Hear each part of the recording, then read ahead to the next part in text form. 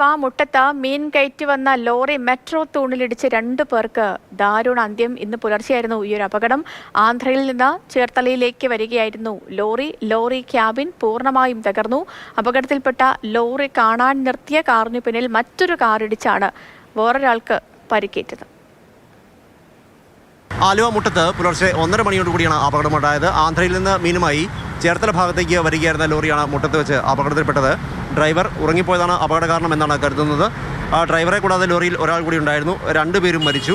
നമുക്ക് ഈ ദൃശ്യങ്ങൾ കാണുമ്പോൾ അറിയാം, ലോറി പൂർണ്ണമായും തകർന്നിരിക്കുന്നു. ഉറങ്ങിപ്പോയതുകൊണ്ട് തന്നെ ബ്രേക്ക് അപ്ലൈ ചെയ്യാൻ പോലും ഡ്രൈവർക്ക് സാധിച്ചിട്ടില്ല. അതായിരിക്കാം ഇടിയുടെ ആഘാതം ഇത്രയും വലുതാക്കിയത്. അതേസമയം മെട്രോ തൂണിൽ കാണാം ചില്ലും മറ്റും പൊട്ടിക്കിടക്കുന്നുണ്ട്. പക്ഷേ ഒരു വണ്ടി ഇടിച്ചതായി തൂൺ നോക്കിയാൽ മനസ്സിലാവുകയുമില്ല. മുട്ടം മെട്രോ സ്റ്റേഷനാണ് തൊട്ടപ്പുറത്തുള്ളത്. മെട്രോ സ്റ്റേഷനിൽ നിന്ന് ഇവിടേക്ക് വളരെ സ്ട്രെയിറ്റ് ആയിട്ടാണ് പോരുന്നത്. AI ക്യാമറ എന്നല്ല, ഒരു തരത്തിലുള്ള ക്യാമറകളും ഈ ഭാഗത്ത് ഒന്നും തന്നെയില്ല.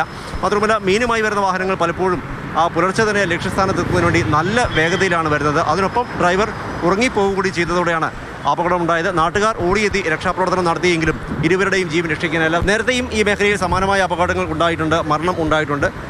ഈ അപകടമുണ്ടായി ഉടനെ തന്നെ രക്ഷാപ്രവർത്തനത്തിനെത്തിയ സിയാദ് നമ്മളൊപ്പം ഉണ്ട്. നിങ്ങളെത്തുമ്പോൾ കാണുന്നത് എന്താണ്? ഞങ്ങൾ ചായക്കടയിൽ ചായ കുടിച്ചുകൊണ്ടിരിക്കുകയായിരുന്നു. ഞങ്ങൾ ഫ്ലെക്സിൻ്റെ വർക്കുണ്ട് അവിടെ. അപ്പോൾ ഭയങ്കര ശബ്ദമാണ് കേട്ടോ. അപ്പോൾ ഞങ്ങളിവിടുത്തെ മെട്രോ ഇല്ല ഇടിഞ്ഞു വീണാണെന്നുള്ളതാണ് ഓടി വരുന്നത്. അപ്പോൾ അത് ഞങ്ങൾക്ക് അവിടെ നിന്ന് കാണാൻ പറ്റില്ല വണ്ടിയാണെന്ന് വാഹനമാണെന്ന്. അപ്പോൾ ഒന്നിപ്പോൾക്കും വണ്ടി ഇടി കഴിഞ്ഞ് നേരെ 2 പേരും അതായിട്ടിരിക്കുകയാണ്. ഇടിച്ചങ്ങ് തള്ളി കീറിപ്പോയി. അതായത് ഇത് മുട്ടം മെട്രോ സ്റ്റേഷൻ കഴിഞ്ഞ് കഴിഞ്ഞാൽ ഒരു ചെറിയൊരു വളവാണ്. അത് ഇതിൻ്റെ ഈ മെട്രോ സ്റ്റേഷൻ്റെ ഇടയിലും SMS കോളേജിൻ്റെ ഇടയിലും ക്യാമറ ഇല്ല എന്നുള്ളതാണ്. അപ്പോൾ അവിടെ മാക്സിമം സ്പീഡ് കിട്ടും. പിന്നെ ചെറിയൊരു ഇറക്കമുണ്ട് ഇവിടെ.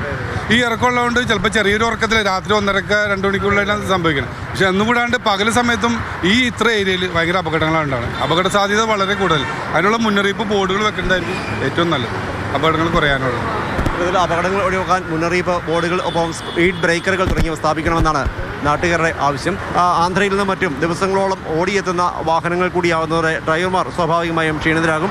അതൊക്കെ ആയിരിക്കാം ഈ അപകട കാരണം. എന്തായിരുന്നാലും അതിദാരുണമായ അപകടത്തിൽ ആന്ധ്ര സ്വദേശികളായ ലോറി ഡ്രൈവറും ഒപ്പം ലോറിയിൽ ഉണ്ടായിരുന്ന ആളുമാണ് മരിച്ചിരിക്കുന്നത്.